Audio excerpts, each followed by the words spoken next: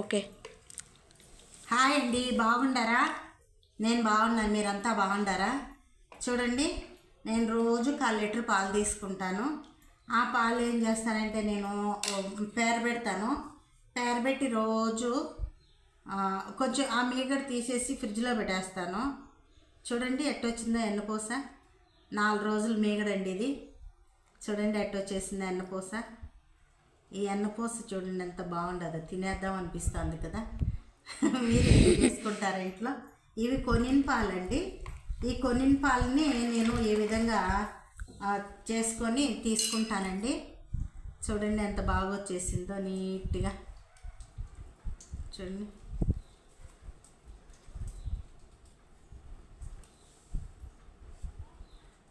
బాగా వచ్చేసింది కదా ఇదే ఎన్నపూస.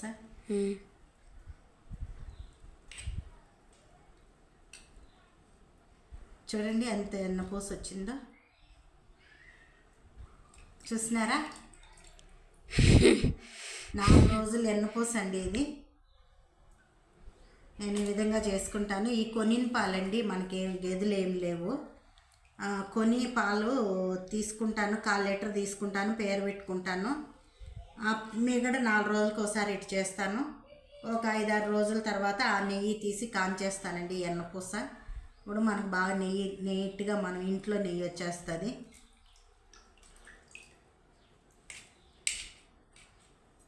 చూడండి ఎంత వచ్చిందో, చూసినారా?